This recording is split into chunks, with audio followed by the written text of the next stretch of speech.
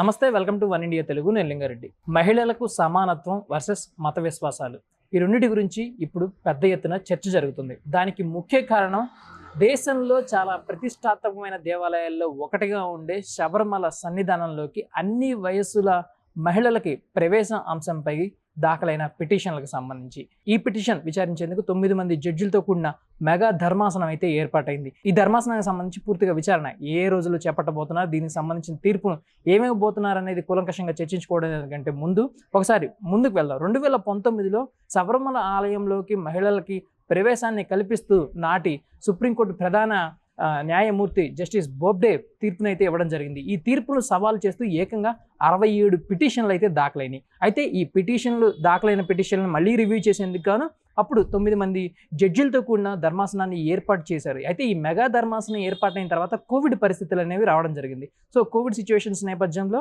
అవన్నీ అప్పటితో హోల్డ్లో పడిపోయాయి. ప్రస్తుతం వాటిని మళ్ళీ రివ్యూ చేయాల్సిన ఆవశ్యకత ఉన్న నేపథ్యంలో మరోసారి ఈ అంశం తెర మీదకే వచ్చింది. సో ఈరోజు ఈ 9 మంది జడ్జిలతో కూడిన ధర్మాసనం ఈరోజు ఒకసారి మీటింగ్ అవ్వడం జరిగింది. ఈ మీటింగ్లో భాగంగా ముఖ్యంగా కొన్ని కీలకమైన డెసిషన్లు తీసుకున్నారు. ఆ డెసిషన్స్ ఏమేంటి అంటే, మొత్తంగా మార్చి 14 లోపు అన్ని రాష్ట్రాలకి లిఖితపూర్వకంగా ఏ రాష్ట్రంలో అసలు మహిళలకి ఆలయాలు ఒకటే కాదు, మసీదుల్లో కానీ లేదంటే ఇతర ప్రాంతాల్లో కానీ అక్కడ మహిళలకి ఎందుకు ప్రవేశం లేదు, దాని గురించి తీసుకుంటున్న చర్యలు ఏంటి, రాష్ట్ర ప్రభుత్వాలు అవలంబిస్తున్న విధానాలు ఏంటి అనేది వివరిస్తూ లిఖితపూర్వకంగా ప్రతి రాష్ట్ర ప్రభుత్వం కూడా సుప్రీంకోర్టుకి వాళ్ళ వర్షన్ని, అక్కడ అమలవుతున్న విధి విధానాలని పూర్తిగా వివరిస్తూ సుప్రీంకోర్టుకు ఒక సీల్ కవర్లో ఒకటి రిపోర్ట్ని అయితే సమర్పించాల్సి ఉంటుంది. ఆ రిపోర్ట్ను సమర్పించిన తర్వాత మళ్ళీ ఏప్రిల్ 7 నుంచి ఏప్రిల్ 22 వరకు 2 వారాల పాటు వచ్చిన రిపోర్ట్ల ఆధారంగా వాటితో పాటుగా దాఖలైన పిటిషన్లు ఏవైతే 67 పిటిషన్లు దాఖలైనవి, ఈ 67 పిటిషన్లకు సంబంధించి మొత్తం వీటన్నిటిని కలిపి విచారణ అయితే చేయబోతున్నారు. అనంతరం దీనికి సంబంధించిన ఒక తీర్పును అయితే ఇవ్వబోతున్నారు. అయితే ఇక్కడ కీలకంగా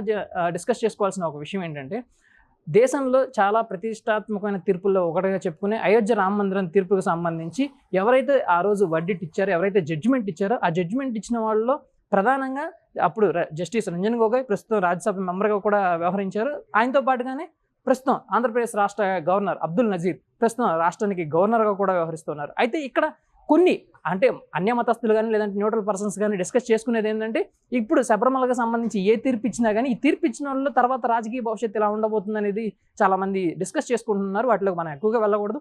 అంశం ఇక్కడ పూర్తిగా కేరళకు సంబంధించి శబరిమల ఆలయంతో పాటు ఇతర దేశవ్యాప్తంగా ఉన్న ఇతర ఆలయాలకు సంబంధించి ఏ అయితే మహిళలకు ఆలయాల ప్రవేశాలు ఉంటాయో వాటి గురించి. కాబట్టి ఎట్టకేలకు ఒక ధర్మాసనం అయితే ఏర్పడింది, మెగా ధర్మాసనం ఏర్పడింది 9 మంది జడ్జిలతో.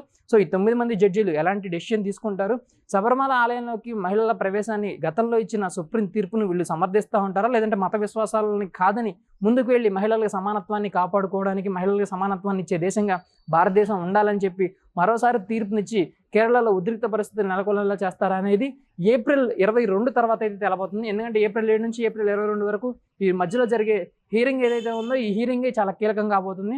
రాష్ట్రాల వాదన ఎలా ఉండబోతుంది, మత విశ్వాసకుల వాదన ఎలా ఉండబోతుంది, జడ్జిమెంట్ ఎలా ఉండబోతుంది అనేది పూర్తిగా క్యూరియాసిటీ అయితే నెలకొని ఉంది.